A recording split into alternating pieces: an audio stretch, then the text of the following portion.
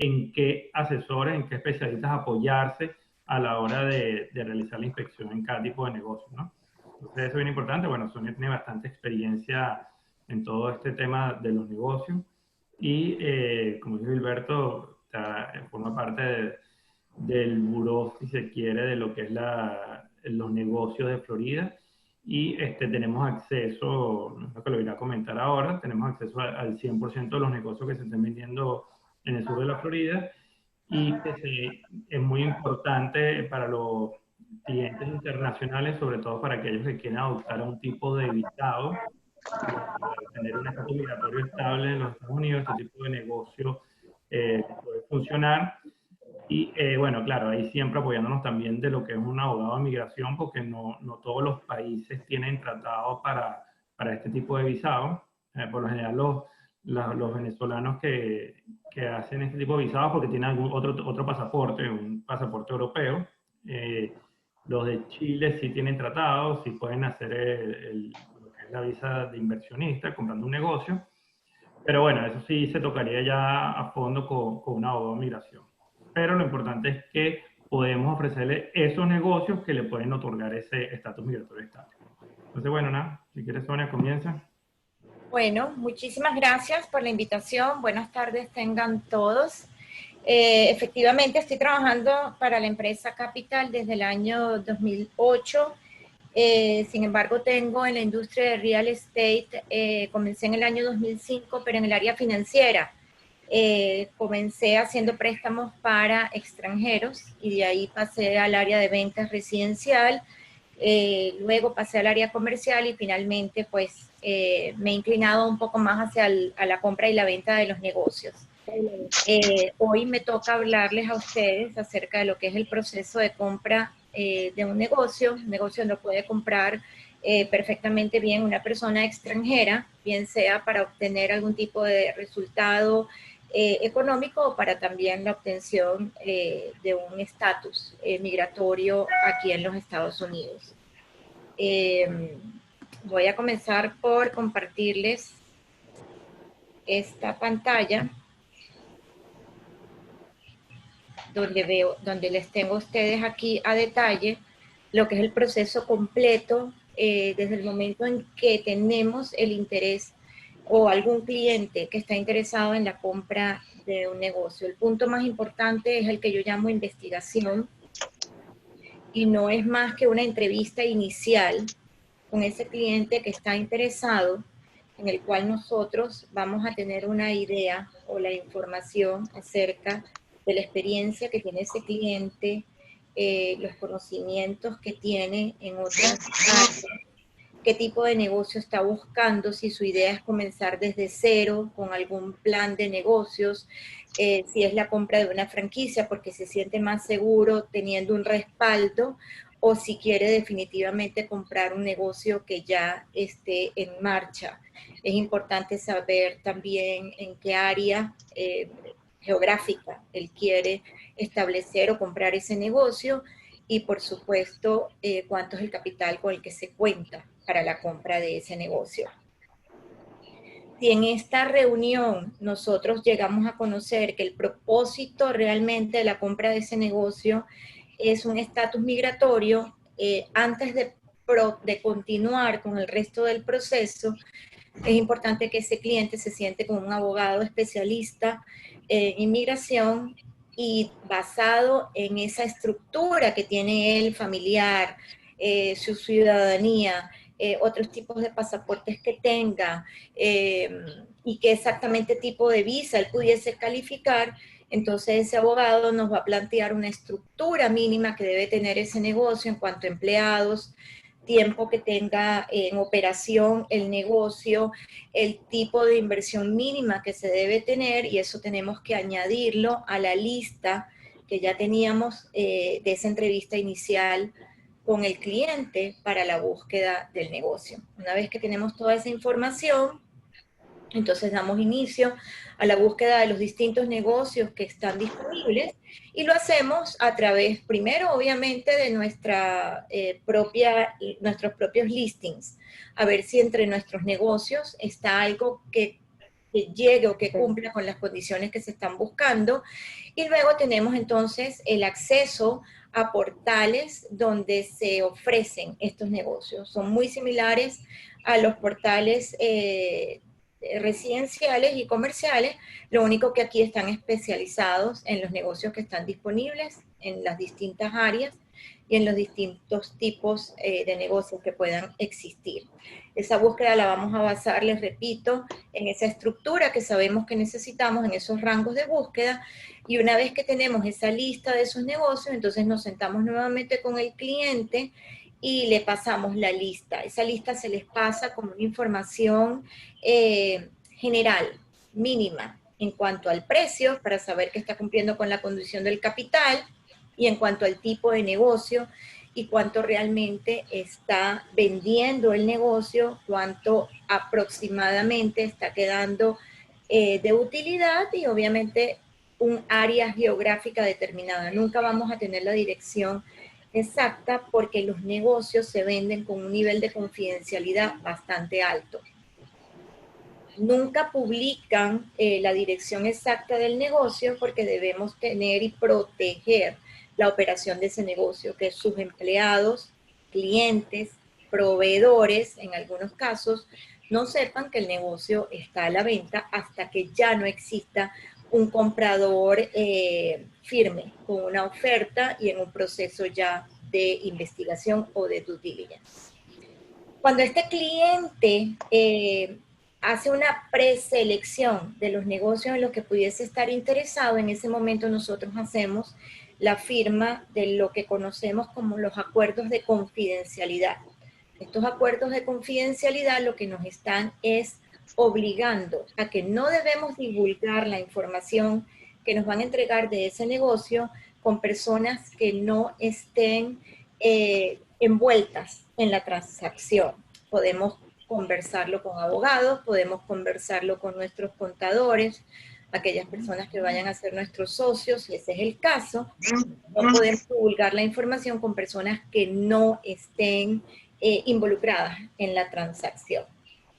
Una vez que firmamos esos acuerdos de confidencialidad, entonces ya nos envían información más completa. ¿Qué información nos pueden enviar? Nos pueden enviar las declaraciones de impuestos, nos pueden enviar estados financieros. Podemos incluso ir y conocer el negocio y reunirnos con el vendedor y hacerle cualquier pregunta que tengamos, cualquier duda que tengamos con los documentos que hayamos ya investigado, que hayamos leído, que hayamos consultado. En el momento en que ya nosotros, después de ver toda esa información, ya seleccionamos el negocio que realmente tenemos interés, entonces es cuando comenzamos con nuestro proceso de negociación. El proceso de negociación lo podemos hacer a través de una carta de intención.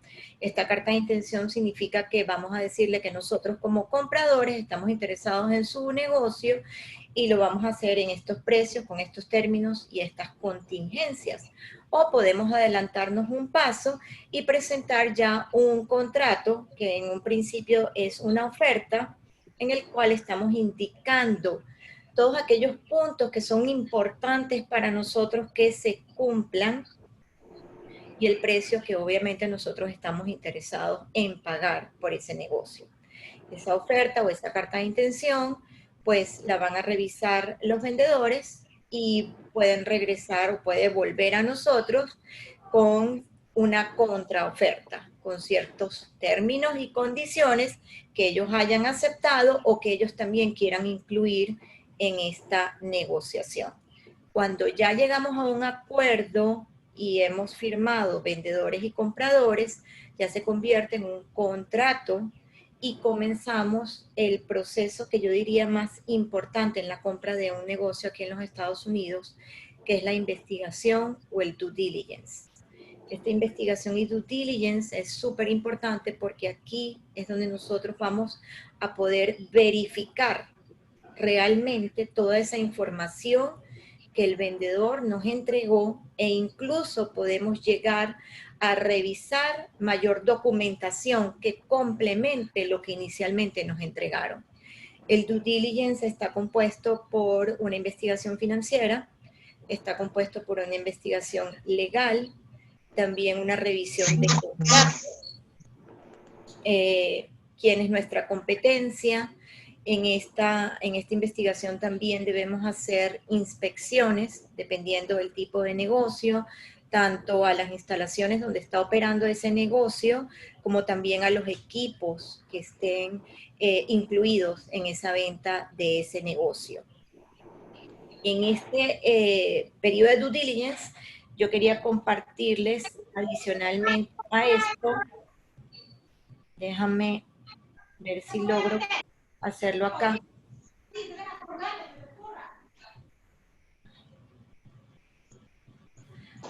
Me dice que no puedo compartir, déjame parar acá esta y compartirles aquí.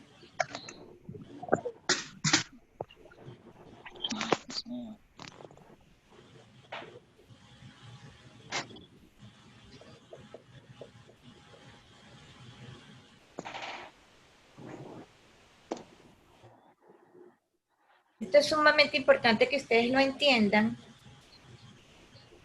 porque esto es básicamente todas las personas que están involucradas en este due diligence.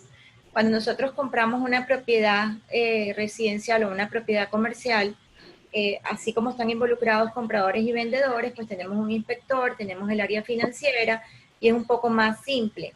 Aquí, además de intervenir comprador y vendedor, como lo tenemos acá, tenemos los agentes que están especializados en el área de negocios y tenemos tanto un listing agent, que viene siendo el que está representando al vendedor, y tenemos también un business broker, el buyer's agent, que es el que está representando al comprador. Importantísimo, los abogados, attorneys en este caso, y en el caso de los abogados tenemos los abogados que funcionan en la parte migratoria, migración, en el caso de que haya un carácter migratorio en la compra de ese negocio. Tenemos los escrow attorneys. Estos escrow attorneys son donde va a colocarse el dinero del depósito que se está entregando como una garantía de nuestra seriedad en la compra de ese negocio. Y tenemos también los abogados que pueden estar verificando toda la información legal del negocio. La otra figura importante son los contadores, accountants, que van a verificar todo lo que es la información financiera que nos haya entregado este vendedor, desde los balances, estados de ganancias y pérdidas, la información que está en las declaraciones de impuestos, la depreciación que se ha colocado en estas declaraciones de impuestos, inventario, si hay un inventario, cuentas por cobrar, cuentas por pagar, todo lo que es la información financiera debe ser verificada y no hay un patrón establecido, porque todo depende de la naturaleza que tiene el negocio, el tamaño del negocio y hacia quién se dirige. Y luego obviamente tenemos también, en el caso de que si ese negocio está operando en un local que está alquilado, tenemos también que meter a la figura del landlord, porque es súper importante que ellos aprueben al nuevo inquilino, que va a ser este comprador del negocio, y ese inquilino pueda continuar con lo que son los contratos, las condiciones que existían en ese contrato de renta, o hacer un nuevo contrato donde se están mejorando las condiciones que actualmente había. Todo esto forma parte de un equipo que está metido en el proceso de due diligence. Ernesto mencionaba importante todos estos inspectores, porque los inspectores también son los que van a verificar que esos equipos no solamente estén en funcionamiento, sino cuánto es el tiempo de vida que le queda. Una cosa es comprar un restaurante, por ponerles un ejemplo, donde la cocina, campanas, todos los equipos están funcionando perfectamente bien, pero les queda un tiempo de vida quizás de 1 o 2 años. Entonces, el resultado de esta inspección va a terminar en un resultado en el que nosotros vamos a decidir si vamos a continuar con la negociación o si vamos a hacer una mejor oferta o vamos a renegociar el precio que ya nosotros hemos ofrecido en este negocio. Volviendo, y no sé si están viendo la pantalla nuevamente de los procesos de compra.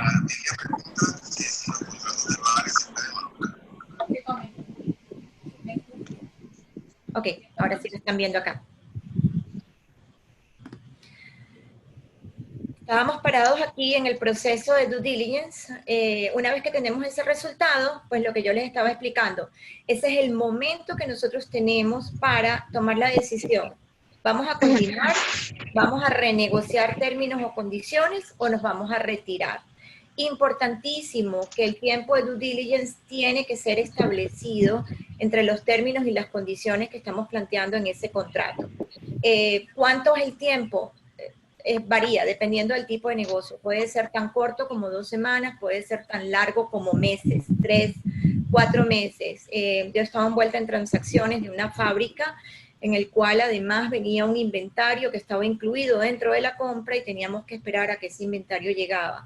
Además también había una cantidad de cuentas por cobrar que estaban envueltas en la transacción, contablemente no eran válidas porque ya tenían más de 90 días en los cuales no se habían cobrado, pero cuando hicimos una revisión de por qué no se habían cobrado esas cuentas, era porque el producto no se había terminado de instalar, porque se iba a instalar en propiedades que aún no habían recibido su certificado de ocupación. Al no tener su certificado de ocupación no podían ser instaladas.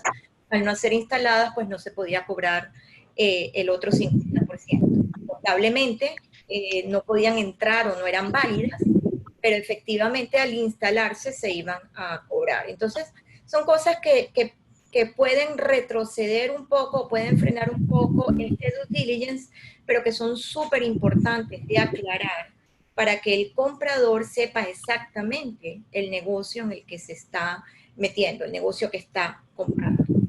Una vez que nosotros aclaramos todo este due diligence y decidimos continuar con la operación, entonces ya pasamos al proceso de compra, donde el abogado que se encarga de preparar todos estos documentos los va a realizar, los vamos a revisar y luego vamos a proceder un día determinado a todo lo que es la protocolización o la firma. ¿Qué vamos a firmar?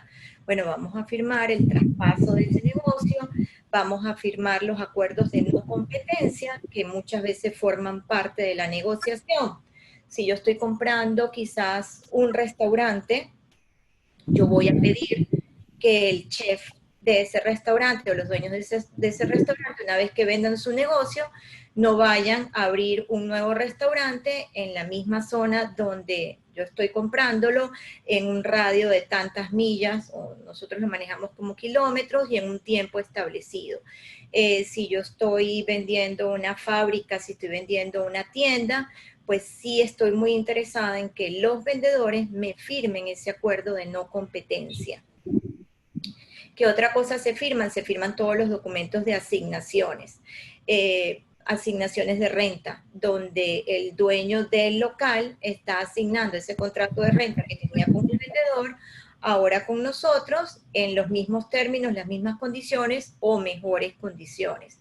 ¿Qué otra cosa, qué otros documentos se pueden asignar? Se pueden asignar los documentos de...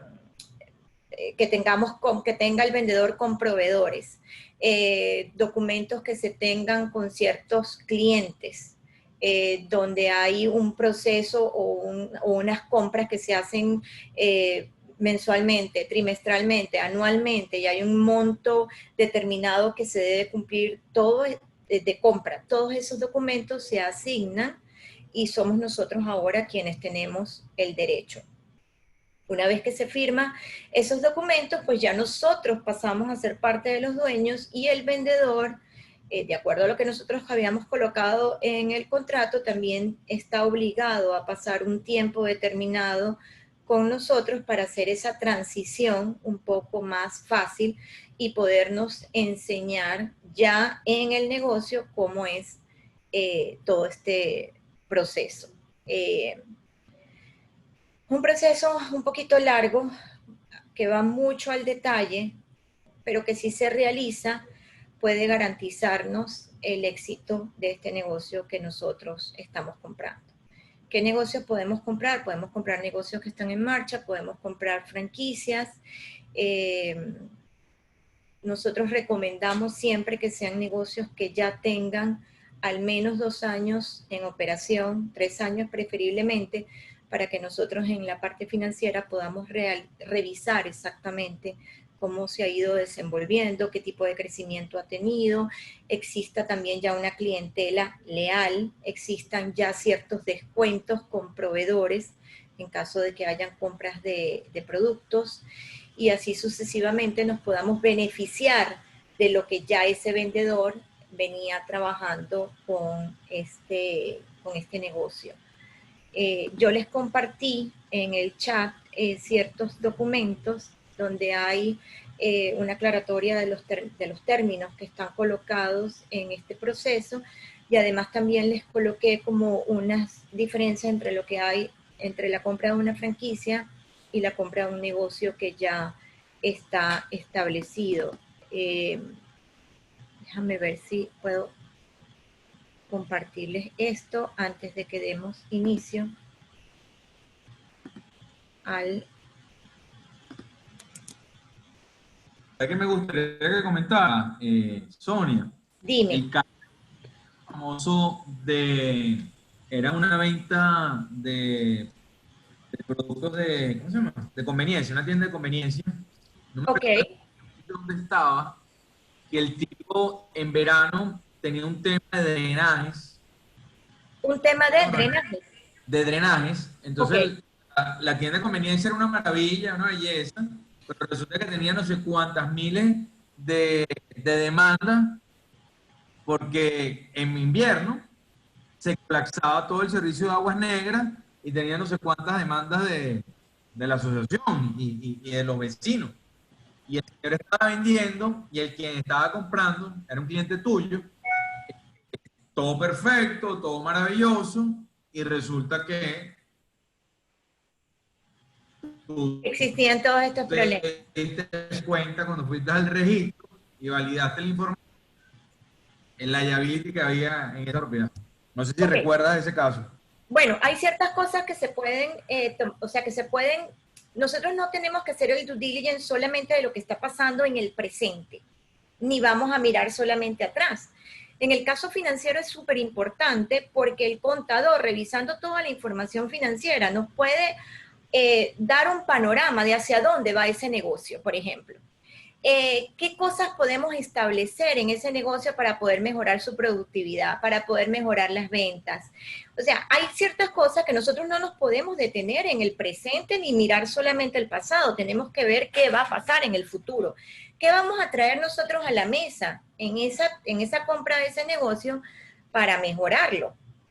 En el caso legal, pues nosotros estamos viendo y tenemos que revisar, los abogados tienen que revisar si hay demandas, no solamente por parte de otras personas, sino esas demandas que incluyen, porque a lo mejor estamos comprando los activos, pero resulta ser que hay una demanda contra los activos que nosotros estamos comprando. El día que nosotros nos hacemos dueños de ese negocio, llega esa persona y dice, mira, todos estos activos que están aquí ahora son míos, porque yo gané esa demanda. Y nosotros no podemos hacer nada al respecto. Por eso es tan importante verificar toda esa información legal, y además, cuando no existe la seguridad, cosas que puedan suceder, nosotros podemos dejar también o podemos exigir a través del contrato que quede un dinero en escrow por un tiempo determinado. 30 días, 3 meses, 6 meses, ¿correcto? Para nosotros cualquier problema que pueda suceder se pueda cubrir de ese dinero que estaba en la cuenta escrow del abogado que nos estaba representando a nosotros. Yo tengo el caso precisamente de un sitio de estos de manos y pies. Vinieron, se hicieron las inspecciones, nosotros habíamos dejado un dinero en escrow de unos $5,000 y resulta ser que hubo un problema que se generó por las tuberías, en el momento que se hicieron las inspecciones, no salió el problema, sino salió en el momento en que empezaron con el uso continuo, y se hizo esa reparación y se tomó del dinero que estaba en ese escrow, porque se logró demostrar que era por un problema que se había presentado por algo que venía de atrás, no por algo que ellos estuvieran haciendo en ese momento. Por eso es que te estaba diciendo, tenemos que mirar no solamente en el momento en que estamos, sino en el momento futuro, y poder ver todo también. Era lo que yo te estaba diciendo, quizás como yo le estaba explicando con la fábrica esta de persianas. Contablemente, si yo estoy comprando un negocio en el cual ya yo entregué la mercancía y no he logrado cobrar ese otro 50% de esas facturas, ya no pueden entrar dentro de la fórmula. Ya el vendedor no me puede venir y decir, yo te estoy vendiendo un negocio que tiene $200,000 en cuentas por cobrar. Ya esas facturas son incobrables para efectos contables. Pero si esas facturas no se han cobrado, han transcurrido los 90 días, pero no se ha colocado, en este caso no se habían colocado las persianas, porque se iban a colocar en un edificio que se estaba construyendo en Sony Isles, ya todos los clientes habían pagado un 50%, pero la fábrica no había podido instalarlas porque no se había dado el CO, el certificado de ocupación. Al no haber un certificado de ocupación, tú no podías entrar al edificio, no podías instalarlas, y al no instalarlas tampoco podías cobrar el otro 50%. Efectivamente, se revisó, se confirmaron que todas esas facturas sí tenían el 50%, que el edificio todavía no había dado ese certificado. La persona compró su negocio, a los 30 días comenzó a instalar las persianas, y todas esas facturas fueron, todas esas cuentas por cobrar, se lograron cobrar, tal cual. Entonces, cada negocio es diferente. Yo no puedo decirles a ustedes cuánto va a costar ese due diligence, yo no puedo decirles cuánto tiempo va a tardar. Sí sé y sí les puedo decir que en el momento de preparar ese contrato tenemos que ser muy específicos en tiempo, y tenemos que cumplir con esa fecha. Si nosotros vemos que se nos está acercando la fecha de terminar el due diligence y todavía hay información que nosotros no hemos verificado o que debemos seguir aclarando, entonces podemos solicitar una extensión de ese due diligence. Si nos los dan, continuamos. Si no nos los dan, es preferible que nos retiremos para no poner en juego ese depósito que hemos entregado, y que generalmente es de un 10% sobre el monto de la compra del negocio.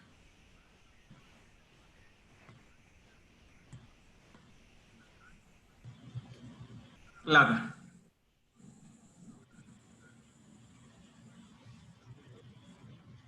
No sé si tienes... Ok. Como que no hay preguntas. No, no hay preguntas. Bueno, tuve un tema con el internet, me salí, estoy con el teléfono, estoy con el computador. Ok, posiblemente muchas personas les haya pasado lo mismo. No, muchas personas no las dejé entrar porque no tenía acceso. Entonces, ahorita que tuve acceso, me metí un gente. Pero bueno. No, bueno, más o menos, para decirle a ellos más o menos cuáles son los precios que se puede conseguir los negocios. Obviamente va a depender del tipo de negocio, pero más o menos para que tenga un estimado de rango de precios de los negocios aquí en Sur de la Florida. Ok, si estuviésemos hablando que existe un carácter migratorio, yo pudiese decirles con muchísima seguridad que tenemos que estar por encima de los $100,000. No hay un negocio por debajo de esos $100,000 que nos pueda ofrecer la garantía de que nos va a dar un flujo de caja que nos va a permitir mantenernos a nosotros y nuestro núcleo familiar. Entonces, si necesitamos, o si esa compra de negocio depende de que nos vayan a aprobar una visa, pues lo primero que va a revisar ese oficial es saber si nosotros realmente vamos a poder vivir de ese negocio.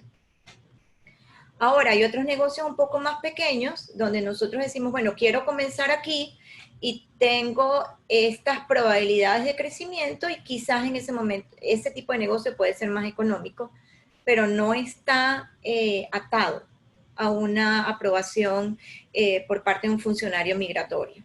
y también depende del tipo de visa o el estatus migratorio que nosotros estemos buscando. No es lo mismo comprar un negocio para una visa E como adquirir un negocio que se va a convertir en parte de un negocio que está en otro país y que necesita a su vez tener una estructura de subordinación necesaria para que ese ejecutivo que va a venir a trabajar ese negocio pueda cumplir con los requisitos migratorios que van a exigirse. Sí, eso básicamente es lo que es la L1, pues, ¿no? Correcto. Es la de Ahí tiene que haber una subordinación de al menos 2 niveles. Entonces no nos va a servir, por ejemplo, un restaurante, porque un restaurante es lineal. O sea, tenemos el dueño y luego tenemos los empleados, que sean mesoneros, bartenders, etcétera. Tendríamos que ser un restaurante mucho más grande, donde tengamos un jefe de compras, un gerente de operaciones y así sucesivamente. Sí. Pero tiene que existir un nivel de subordinación para ese tipo de negocios. Más o menos los costos, si hay algún tipo de estimado de porcentaje en lo que es el due diligence y los gastos de cierre en un negocio, porque en una propiedad sabemos que está entre el 3 y el 4 si es de contado, o 6 o 7% del monto de la propiedad si es financiado. ¿En el negocio se puede estimar algo de eso? No, porque estamos manejando tiempos hora de abogados y de contadores. Ellos generalmente cobran o tienen un paquete ya establecido, en algunos casos, para due diligence, dependiendo del monto de compra de ese negocio o la estructura que tiene, o lo trabajan basado en horas. Te pueden venir y decir que te van a cobrar como los abogados, te hacen un retainer fee de $2,000, $3,000 y luego dependiendo del tiempo que van a estar trabajando, cobran esas horas adicionales, así que no lo podemos establecer, no hay un porcentaje que yo te diga. Sí, el comprador debe cubrir todos esos costos de due diligence, inspecciones, avalúos, en el caso de que se quiera hacer un avalúo, due diligence del contador, investigaciones legales, y luego el tema de la preparación de los documentos. La preparación de los documentos sí se paga entre comprador y vendedor, se dividen esos costos. Pero no te puedo decir exactamente, puede ser tan barato como $3,000 todo, puede ser tan alto como, no sé, $10,000. Sí, va a depender también de la magnitud del negocio De y la la magnitud magnitud de la del revisión que tengan que hacer tanto los contadores como los abogados, pues, ¿no? El correcto. punto que tiene que ser necesario, porque eso puede implicar la pérdida o no de la inversión que está haciendo, en este caso, el inversionista. Correcto. Hay que hacer. No, Tanto incluso la parte legal como la parte económica, pues, o la parte financiera del contador. La parte legal no Igual pierde también mérito, pueden, no pierde mérito ante la parte financiera.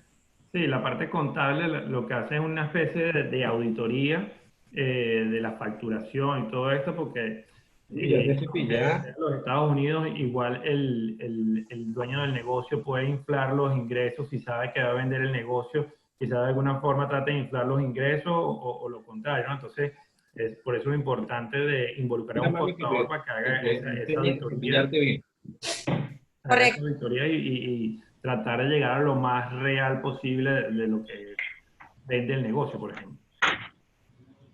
Sí, eso es lo que nosotros llamamos aquí el owner's benefit o los beneficios del dueño.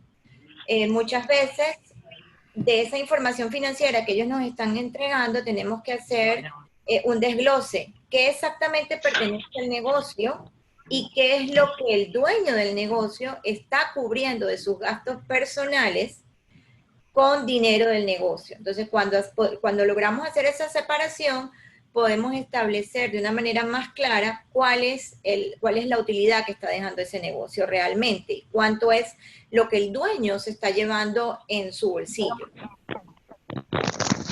Claro. Aquí preguntan si alguien con asilo político puede hacer una inversión en Estados Unidos. Todo el mundo puede puede comprar un negocio en los Estados Unidos. Ahora, dependiendo del estatus legal que tú tengas aquí, puedes o no trabajar en entrar, vamos a decirlo, en la nómina de ese negocio. Tú puedes ser residente en Argentina, puedes comprar un negocio aquí y sencillamente no puedes ser empleado porque no tienes un estatus de residente para poder trabajar en ese negocio. Pero puedes comprar el negocio. Sí puedes realizar la inversión, más no pudiese trabajar porque no tienes un permiso de trabajo. Porque no tienes un permiso de trabajo, correcto. Okay. También a la hora de comprar un negocio podemos comprar los activos o podemos comprar también las acciones. Hay una fábrica en la cual yo estaba participando en la negociación y ellos tenían contratos con supermercados ya establecidos. Si se compraban solamente los activos, ya ese contrato no existía con ese supermercado. Entonces estaban perdiendo el valor más importante que tenía esa fábrica de productos. Porque Ernesto es el dueño, Ernesto está aprobado para vender en los supermercados sedanos, por ponerte un ejemplo. Ahora viene Sonia, es el mismo producto, pero yo no estoy aprobada por el supermercado para vender el producto. Entonces tengo que comenzar otra vez con todo el proceso de aprobación, así sea el mismo producto, y quizás vuelvo a entrar como en un nivel inicial cuando ya ese producto estaba colocado en ciertos anaqueles a cierta vista y con un proceso de compra continuo que lo estoy perdiendo porque no compré las acciones. Mira, este es un negocio que tienes a la puerta. Si el extranjero interesado en invertir en Estados Unidos no desea comprar un negocio, sino montar una inmobiliaria, monta y lograr así un proceso migratorio. Bueno, hay ciertas franquicias que venden el negocio inmobiliario. O sea, te entregan todo. No quiero hacer propaganda de nadie, ni a nadie. En Capital tenemos esa opción. Que te venden ya la franquicia como tal. La franquicia, no le llamemos franquicia, una licencia para poder operar bajo la marca, decirlo así, de Capital, con todas sus licencias y el know-how, por decirlo así. Puede costarte $40,000. Vamos a ponerte un monto. El asunto es ¿cómo lo vas a comprar si no tienes visa para entrar a los Estados Unidos? Y ese negocio lo estás comprando para vivir aquí. Si es para vivir aquí, necesitas crear un business plan. Tenemos que saber un poco más de de qué pasaporte, de qué país tienes pasaporte. Y un abogado migratorio tiene que revisar toda tu información para saber si la compra de ese negocio te va a ayudar a ti a tener ese estatus migratorio. Hay un poco con la pregunta de Fernando, que era lo que es el negocio inmobiliario, ¿no? Okay. ¿Cómo funcionaría la parte de las licencias si la gente no tiene licencia en el estado de la Florida porque está en un proceso migratorio? Entonces explica que sería más o menos como un operador, ¿no? De la franquicia. Sería el dueño de la franquicia. No puede hacerse agente en algún momento, ¿no? No puede ejercer. Puedes ejercer como realtor cuando sacas tu licencia de realtor. Y puedes sacar tu licencia de realtor una vez que tienes un número de Social Security y un estatus migratorio de residente aquí en los Estados Unidos. Correcto. O sea, la respuesta es sí, una vez que tengas aprobado la visa y tengas ya, o sea, ya estés aprobado con la visa de inversionista, ya tengas la E2, ya puedes sacar un Social Security, un número de seguro social, y con eso puedes hacerte agente inmobiliario y trabajar en tu propia compañía.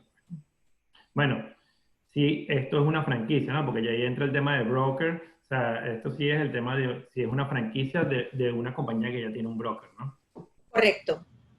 Correcto. Lo más fácil es hacerlo a través de una franquicia, de una licencia, de una compañía de real estate que ya esté establecida y que te dé ese beneficio de aquí está el broker, aquí están las licencias y aquí tienes esto ya listo para comenzar a funcionar. Okay. Fernando dice, soy venezolano, no quiero comprar franquicia. Tengo una inmobiliaria en Venezuela y quiero llevar mi negocio a la Florida. Sé que debo hacerlo a través de un broker. Sí, básicamente, si no quieres comprar una franquicia y quieres montar tu propio brokeraje, primero tienes que, como te dijimos, tienes que tener un número de seguro social, y eso lo vas a obtener a través de una inversión. Pero para tú poder montar tu propia agencia inmobiliaria tienes que ser broker. Y para poder ser broker tienes que haber sido agente inmobiliario por lo menos 3 años. Después de los 3 años es que puedes, o sea, siendo agente inmobiliario es que puedes optar para ser broker y ahí es que puedes tener tu propia empresa Inmobiliario. inmobiliaria, si es más o menos lo que te refieres con la pregunta, ¿no? Entonces, por eso es que damos como la opción, bueno, si en un momento no puedes llegar a ser broker desde el inicio, puedes comprar una franquicia donde tú eres dueño de tu propio negocio, puedes llegar a ser agente y después, bueno, te puedes independizar. Correcto.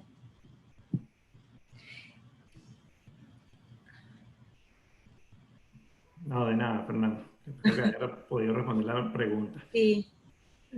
Bueno. La compra, aquí estaban preguntando que si la compra en un negocio también aplica FERPA. No, FERPA es solamente para propiedades residenciales y comerciales. Un negocio es una entidad comercial, hace su declaración de impuestos y obviamente al momento de venderlo también tienes que pagar tus impuestos basados en las ganancias. O sea, igual, pero no, la figura de FERPA es solamente para las propiedades residenciales y comerciales cuando es adquirida, o sea, vendida por un extranjero. Y no lo han preguntado, pero ¿se puede obtener un financiamiento para la compra de un negocio? Bueno, sí y no.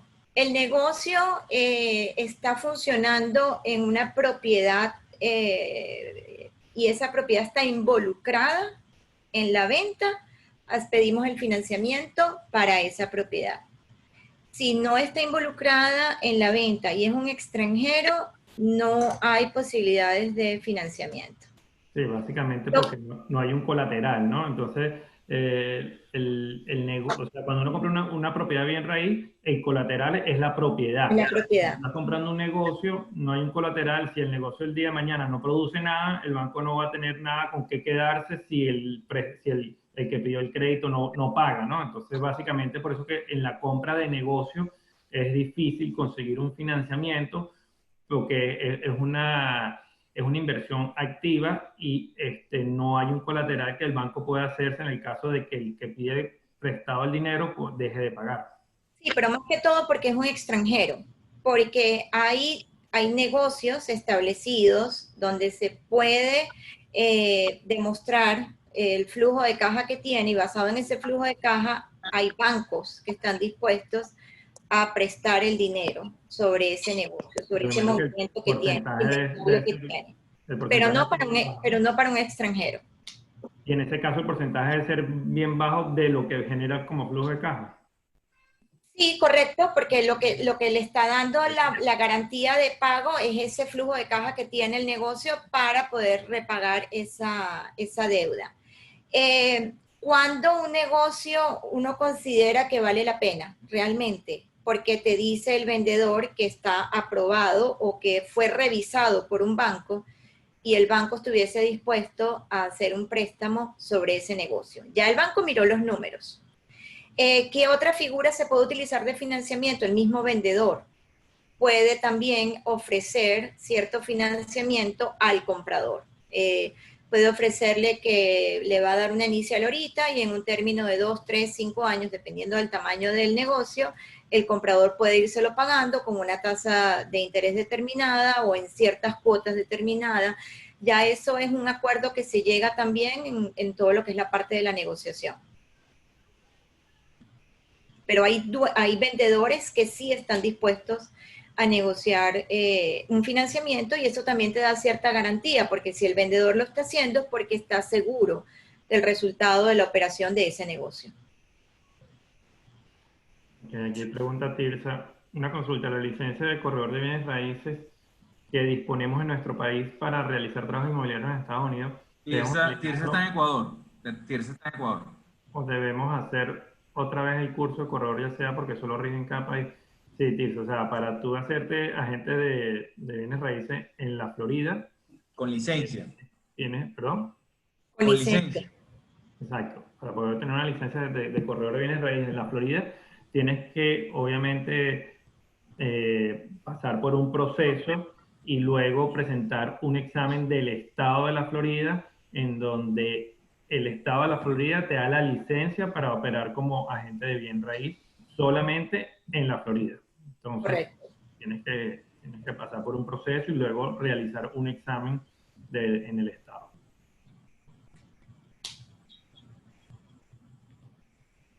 Bueno, creo que no hay más preguntas. ¿No? No. Bueno, muchísimas gracias, Sonia, por la presentación. Queríamos que vieras un poco cómo era el proceso de la compra de un negocio, que difiere un poco conceptualmente de la compra de bien raíz, pero teórica, o sea, pero prácticamente es casi lo mismo, ¿no? Porque cuando compras un departamento tienes un periodo de inspección para revisar que el apartamento esté bien, viendo las condiciones del departamento. En cambio, un negocio tienes un periodo de due diligence, que es para revisar que el negocio esté sano, tanto financiero como legalmente. Y bueno, también hacerles saber que tenemos acceso al 100% de los negocios que se estén vendiendo en el sur de la Florida.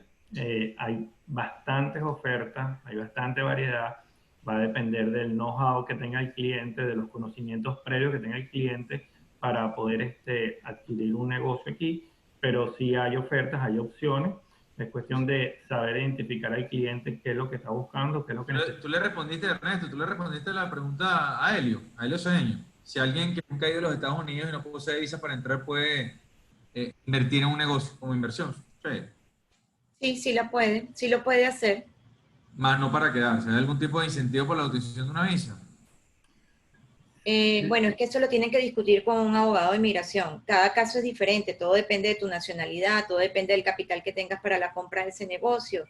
Eso, si no tenemos una radiografía completa del Sí, es muy particular para cada caso. Es particular para cada caso. Y Lesbia también está preguntando el margen de ganancia. Aquí los negocios, realmente de lo que uno ve estándar, siempre está entre un 18 y un 30%. Sí, un negocio que recupere la inversión en 3 años es un buen negocio. Es un buen Tremendo negocio. negocio. Sí. De hecho, hay algunos que lo hacen en 5 años. O sea, estamos entre 3 y 5 años, 18% a un 30%. Creo que un 30% sería súper alto. Okay. Bueno, creo que no hay más preguntas. No, pareciera que no. O se quedaron pensativos en todo lo que... Bueno, de todos modos, si tienen alguna duda adicional, se la hacen llegar a Gilberto y bueno, Sonia con mucho gusto la responderá. Sí. Yo les compartí de todas maneras los 3 documentos para que los puedan ver y cualquier cosa los revisan. Vale, excelente. Bueno, yo me desconecté como 7 veces. Sí, te vi. Sí. Me viste, no me veías, me viste, no me veías. Gracias, Sonia, por tu tiempo y por la información. Y no sé qué otra cosa más. Ahí sí, tenemos el listado de las empresas en mente. Sí. Irene. Es muy importante, muy importante que la compra de un negocio lo hagan con la asesoría de un agente especializado en el mismo. Hay muchos factores que están involucrados en esa compra y si algo sale mal, ya el resultado no va a ser el mismo. Entonces, tienen que hacerlo a través de un asesor especializado en eso. Sí, van a tener acceso al listado de negocios. ¿Ok? Bueno, listo. Chévere. Gracias. Gracias a ustedes todos. Buenas tardes. Buenas tardes. Bye.